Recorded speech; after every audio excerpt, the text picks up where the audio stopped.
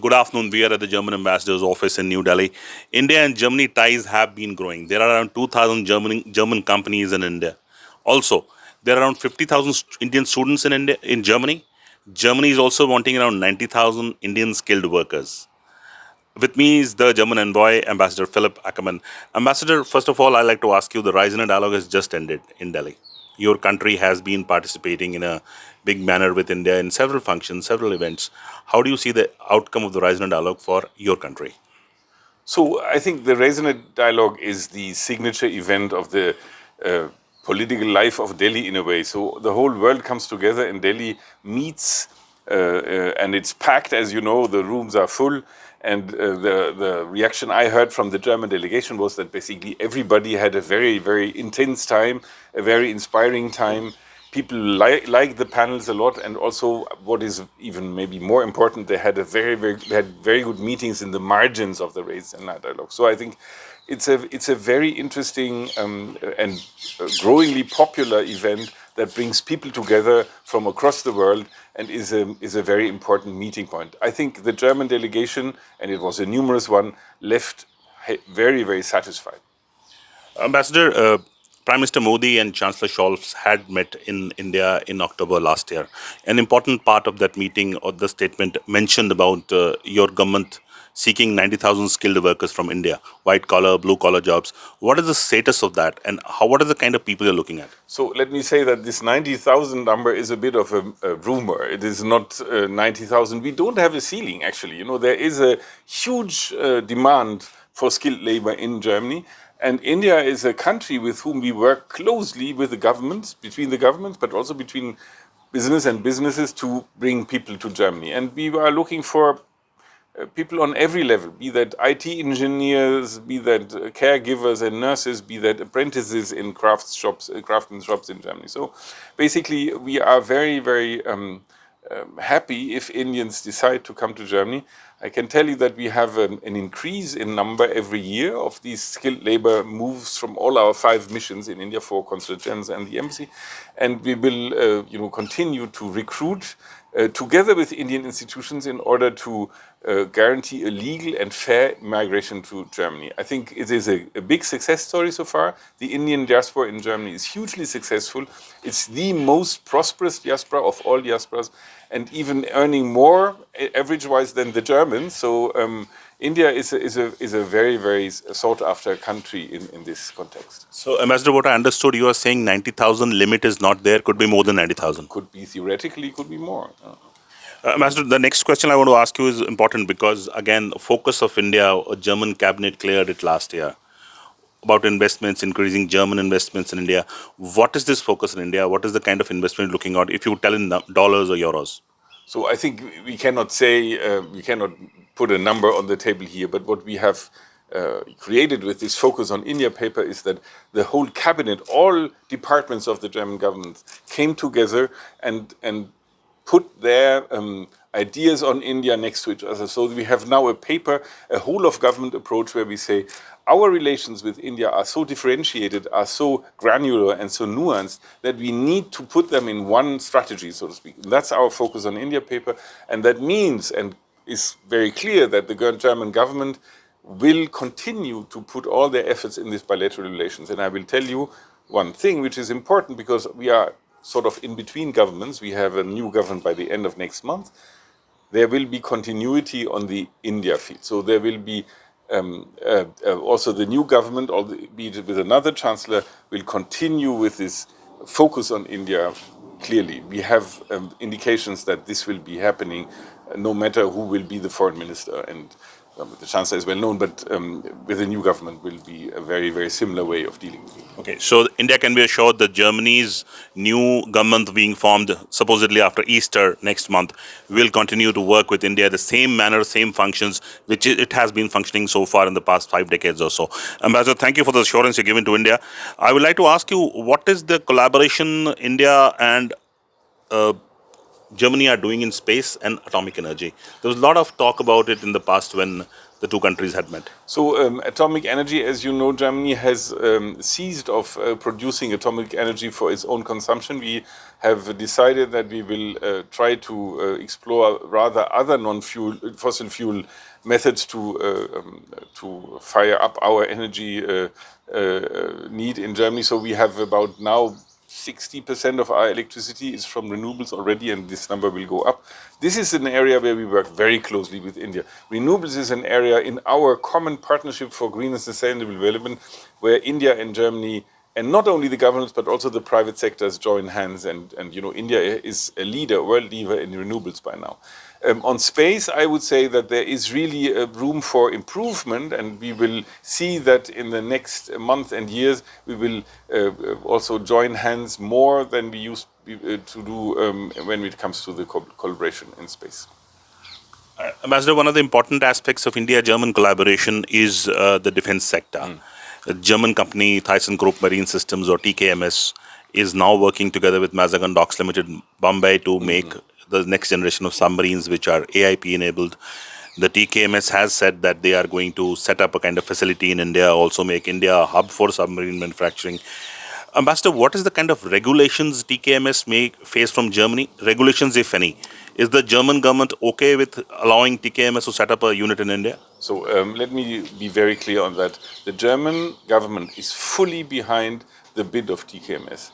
You might remember when MDL and TKMS signed their joint venture, the contract that they would like to work together, the Minister of Defense of Germany was behind the two signatures. So basically, signatories, sorry. So basically what we see is a very clear commitment from the German government for this deal. Now, it is of course completely up to India, entirely up to India to decide, and that's where we stand right now. We have said to the Indian side, the government has said to the Indian side, we will facilitate if India wishes. So we will facilitate this deal. We will be behind this deal. We will work together on this deal. But the decision has to be taken in India in the months to come. Ambassador, there is also talk of Germany pushing towards the Indo-Pacific. Last year, we noticed two of her ships did a kind of patrol in the South China Sea and also exercise in the Taiwan Straits. Is Germany making push towards the Indo-Pacific? Will it join some forces? What is the situation at the moment? So pushing is maybe too much a word, but what we feel, and there is a lot of overlap between the Indian position and the German position, is that we need to make sure that the Indo-Pacific stays a part of the global international sea route order, so to speak. So we want our trade, we want our naval ships to go through the Indo-Pacific in order to make sure that this is a sea and ocean where free ships can go from one point to the other, and therefore we have agreed again in the German government on the Indo-Pacific guidelines, and part of these guidelines, a strategy by the German government, is that also our military will increasingly be visible in this area. So you might remember, it's not only ships, it's also Tarang Shakti, the Air Force exercise we did with the Indian Air Force together with Spain and France also last year. It was a really, really very, very successful exercise. We did a naval exercise with the Indian Navy and this German frigate and the provision ship in October last year in the Indo-Pacific. So I think you'll see more of Germany in the Indo-Pacific, but we'll do it with our partners and especially with India, because India is in this area for us a very, very important partner. Ambassador, German companies have been in India for the past 50 years. We have a scientific agreement with the two countries, between the two countries. These companies are doing a lot of work in India. Part of it is known to the world, part of it is not known to the world. Are you also pushing for a technological push from Germany to India to have bases out here, bases of these companies out here, or to make some new technology out in India, or a joint venture, or a collaboration? So look, I think what we can say is that many German companies have their R&D departments here in India. SAP, the big software producer, has more engineers in India than in Germany. Bosch, the big car supplier, has 40,000 people here in India. We have, but also smaller enterprises. And for example, Mercedes has its R&D center in Bangalore with 8,000 engineers working on the future of driving, of mobility. So I think we have a good and long tradition to get the smartest Indian minds well trained at the relevant universities to do a technological progress and develop technological products here, state-of-the-art products here in India. And I think we will see more of that in the years to come. I think, which would be a thing that would be very, very useful in increasing the business activity of German industries in India, would be the FTA with the European Union. If we came to a conclusion by the end of this year, as announced by Prime Minister Modi and the President of the Commission, Ursula von der Leyen, 2 weeks ago, I would say that would be a game changer for our business and would lead to more investment in India. Ambassador, thank you. Refer to the FTA because I was going to ask the next question was that. So, do you think that the FTA will bring in a kind of lowering of duties, especially on German automobiles or German engineering products coming into India? So, this is, people have to sit at a table, and it's not the Germans who do it, it's the EU who does it, because we have given up the sovereignty to the EU, and we will define product groups where, mutual acceptance and mutual tariffs are fixed, and we do hope that automotive is part of that. I think the EU has big interest that automotive is a part of this group, and we have made that very clear. I think the last round, which took place, I think this week or last week, so until the 14th, I think they said together in Brussels, delivered first results, and I think there is a political energy after the visit of the Commission here that will lead to the possible conclusion or finalization of the agreement by the end of this year. That would be a huge progress, I would say. Ambassador, one last question, if I may ask. America has made some statements with regards to continuation of the NATO or its structure or what the Europe will do or the Ukraine-Russia war. Where does Germany stand vis-a-vis Ukraine-Russia war? Some of the countries have made their stance public. What is Germany's stance? So basically, we have yesterday we have agreed on an additional 3 billion aid for Ukraine. The German cabinet has agreed to pay an additional 3.8 billion euros aid for Ukraine. We are of the opinion that this war should end as quickly as possible, but we can't throw Ukraine under the bus. Ukraine has to be at the table. It must be a peace or truce or a ceasefire which is accepted by all parties, including Ukraine. So we have seen with respect the activities by the United States. So far, to my knowledge, the Russian side has not answered positively to the proposal by the Americans.